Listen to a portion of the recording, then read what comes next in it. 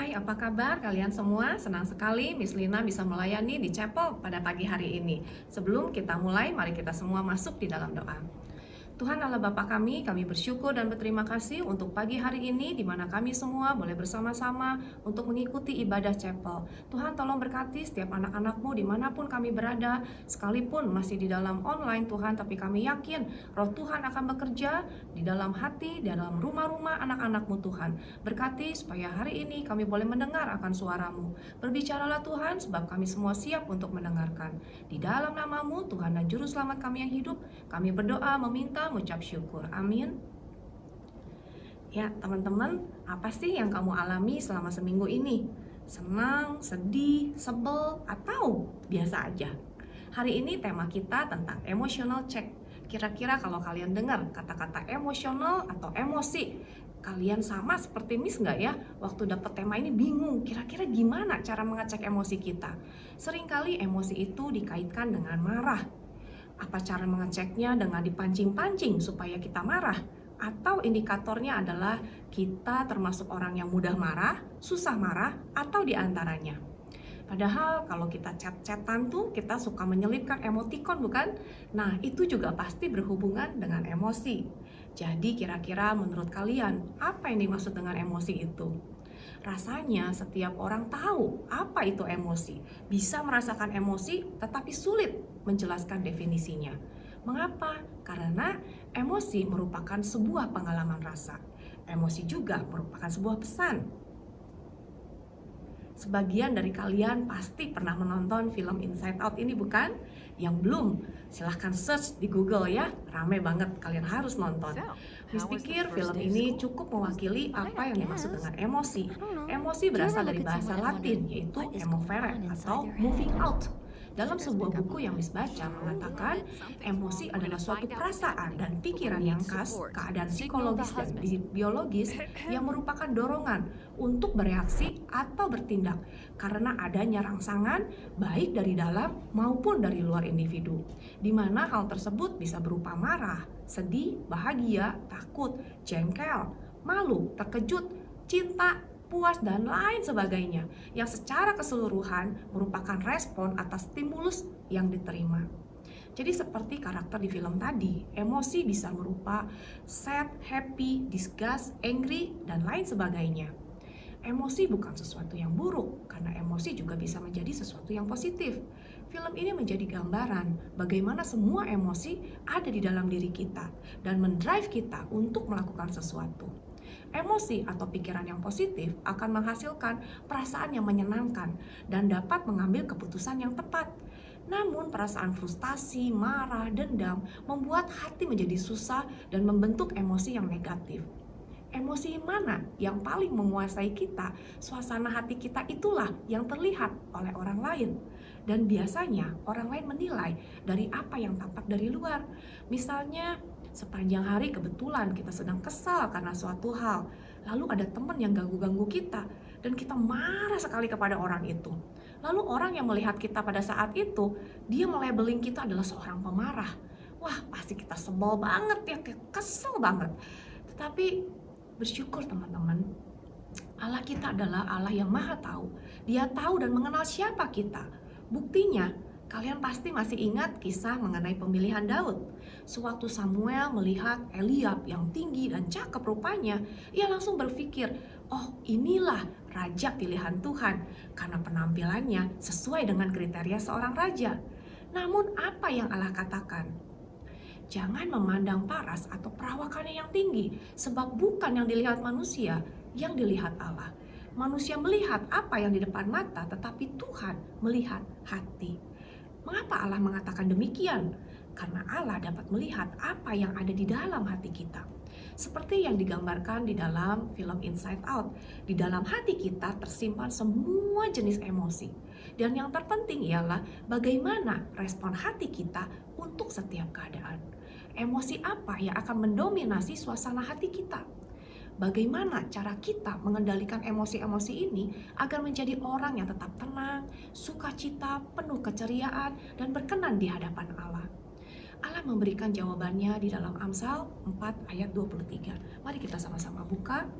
Kita melihat Amsal 4 ayat 23 dikatakan, jagalah hatimu dengan segala kewaspadaan, karena dari situlah terpancar kehidupan. Jadi teman-teman, penting bagi kita untuk menjaga hati kita dengan penuh kewaspadaan, dengan hati-hati, agar kita dapat mengelola semua emosi yang ada di dalam hati kita dengan baik. Sama seperti kita merawat atau mengelola pemberian Allah yang lain yang diberikannya kepada kita, tubuh, lingkungan, alam sekitar, alam semesta. Begitu pula dengan emosi kita. Mengekspresikan perasaan atau emosi adalah hal yang baik, tetapi setiap orang, tua, muda, anak-anak, harus mampu mengelola emosinya dengan baik. Mengelola emosi berarti memilih bagaimana dan kapan mengekspresikan emosi yang kita rasakan. Kita diizinkan untuk menangis, tertawa, meratap, menari, mengasihi, namun harus tahu kapan emosi itu mendominasi hidup kita. Seperti yang dicatat di dalam Pengkhotbah 3, dikatakan untuk segala sesuatu ada masanya, untuk segala sesuatu ada waktunya. Mengendalikan emosi memang bukan sesuatu yang mudah, karena Miss pun sedang bergumul dan terus belajar untuk itu. Namun apa jadinya jika kita tidak dapat mengendalikan emosi kita? Kalian pasti pernah melihat adik atau anak kecil yang sedang tantrum, bukan? Merengek-rengek, menjerit, bahkan sampai guling-guling di lantai. Atau kalian juga mungkin pernah melihat seseorang yang mengendarai mobil mewah tetapi berseteru, berantem dengan tukang parkir. Enggak banget gitu ya. Nah, semua orang harus dapat mengelola emosinya, atau kita sendiri yang akan dikuasai oleh emosi itu. Seringkali emosi kita tersulut hanya karena hal-hal kecil, entah karena perkataan atau perbuatan orang lain yang menyakiti kita.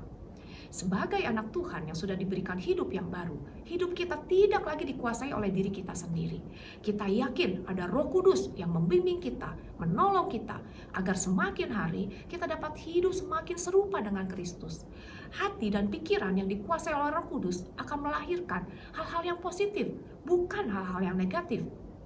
Mungkin kita tidak dapat mengubah apa yang terjadi.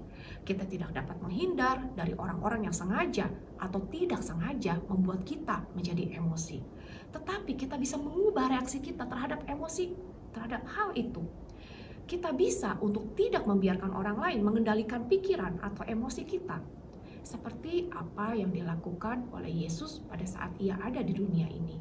Iblis selalu menggoda atau memancing agar Yesus menjadi emosi dan jatuh di dalam dosa.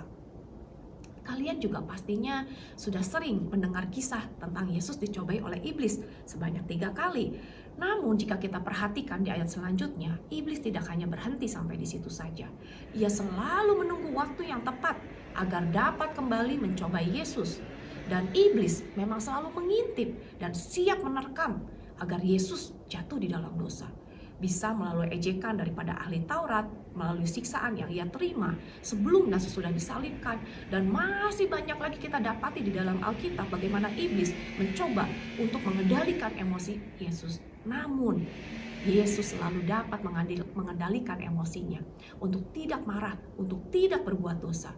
Ia mengajarkan kepada kita untuk bersabar, untuk tetap tenang dalam setiap keadaan. Seperti juga pada saat Petrus menyerang orang yang akan menangkap Yesus. Yesus dengan tenang mengatakan, "Sudahlah itu."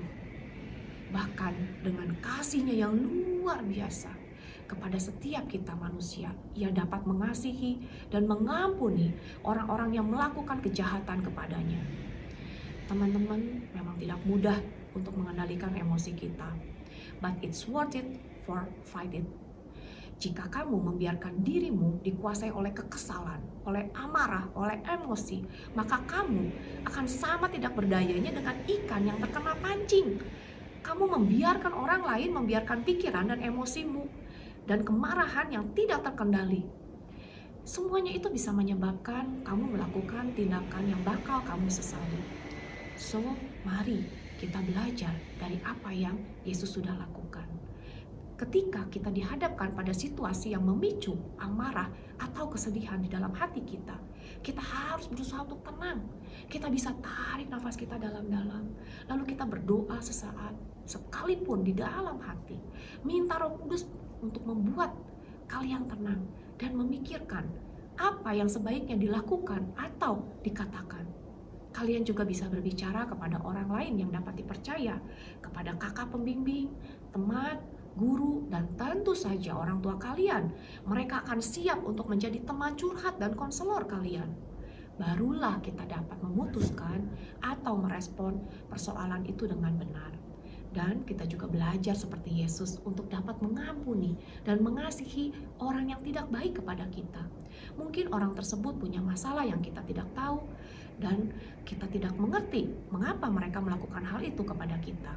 Tetapi dengan belajar untuk mengasihi dan tidak membenci mereka, maka kita akan lebih mudah untuk mengendalikan emosi kita. Teman-teman, Miss tahu ini bukan hal yang mudah untuk dilakukan. Kalau kalian perhatikan dari awal, Miss memperlihatkan begitu banyak ayat Alkitab kepada kalian. Karena Miss tahu dan mengalami tidak mudah untuk mengendalikan emosi. Dan Miss sendiri bukan orang yang penyabar atau lemah lembut, mungkin seperti yang kalian lihat saat ini. Tetapi Miss bersyukur dengan rutin membaca Alkitab, berdoa, punya waktu intim dengan Tuhan. Firman Tuhan terus mengingatkan, bahkan menegur tatkala Miss sedang emosi. Untuk belajar tenang dan berdoa untuk mencari kehendak Tuhan agar tahu apa yang harus Miss lakukan. Oleh sebab itu, Miss juga yakin kalian juga pasti bisa. Stay connected with God. Kita juga bisa berteriak, kita bisa curhat kepada Tuhan, menyatakan segala kekesalan kita, kesedihan kita, sakit hati kita, kekhawatiran, kemarahan, dan lain sebagainya. Tuhan selalu mendengar kita dan Dia peduli kepada kita. Jangan biarkan kita dikalahkan oleh emosi yang negatif. Mintalah kepada Tuhan, Sang Pencipta hati, tubuh, dan pikiran kita, yang mampu menolong kita untuk menciptakan lebih banyak emosi yang positif. Agar emosi-emosi inilah yang akan menguasai hati, pikiran, dan hidup kita. Sehingga, seperti apa yang dikatakan oleh Filipi 4 ayat 8, mari kita sama-sama baca. Jadi akhirnya, apa yang saudara-saudara pikirkan, semuanya itu adalah semua yang benar, semua yang mulia, semua yang adil, semua yang suci, semua yang manis, semua yang sedap didengar, semua yang disebut kebajikan dan patut dipuji, pikirkanlah semuanya itu. Dan itulah yang akan dilihat oleh orang lain. Yesus hidup dan terpancar melalui hidup kita. Kalian mau? Mari kita berdoa. Tuhan Allah Bapa kami, terima kasih untuk firman-Mu pada pagi hari ini. Terima kasih kalau Tuhan sudah mengingatkan kepada setiap kami untuk mengendalikan emosi kami.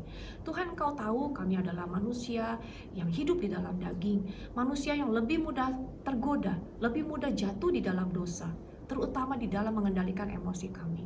Tetapi Tuhan, kami tahu juga kami adalah anak-anak yang sudah ditebus oleh Tuhan. Kami mau menyerahkan hati dan pikiran kami supaya Tuhan menguasai seluruh hidup kami. Kami mau Tuhan, setiap emosi kami, setiap apa yang kami pikirkan, lakukan, dan katakan, semuanya boleh mendatangkan puji, hormat, dan kemuliaan bagi nama-Mu. Tuhan, tolong berkati Bapa. Setiap hari di dalam kami menjalani hari-hari kami, baik di dalam kami belajar, di dalam kami berhubungan dengan teman-teman kami, maupun dengan guru dan juga orang tua kami. Tuhan tolong Bapa, supaya kami bisa melakukan apa yang Tuhan ingin kami lakukan, supaya kami bisa mengatakan apa yang Tuhan ingin kami katakan, supaya seluruh hidup kami sungguh-sungguh dapat memuliakan Tuhan, dan kami bisa menguasai, mengelola emosi kami. Kapan kami harus menangis, kapan kami harus bersedih, kapan kami harus bersukacita, karena kami yakin dan percaya bahwa roh yang Tuhan berikan pada kami adalah roh sukacita, roh damai sejahtera, roh yang terus bisa memuji dan memuliakan Tuhan di dalam kehidupan kami sehari-hari. Tuhan tolong berkati setiap anak-anak-Mu Tuhan dimanapun mereka berada saat ini. Kiranya kasih, sukacita, dan damai sejahtera daripada Allah Bapa boleh tercurah menyertai kehidupan mereka. Mungkin di masa-masa ini Tuhan banyak hal yang membuat mereka sedih, terutama di dalam pembelajaran online ini. Tapi kiranya tangan Tuhan, penyertaan Tuhan, Roh Kudus boleh menjamah setiap hati anak-anak-Mu Tuhan, supaya mereka boleh mengelola setiap emosi yang ada di dalam dirinya, supaya mereka boleh berkelimpahan dengan sukacita yang daripada Tuhan. Terima kasih Bapa, di dalam nama-Mu Tuhan dan Juru Selamat kami yang hidup, kami berdoa, meminta, mengucap syukur. Amin. Tuhan Yesus memberkati.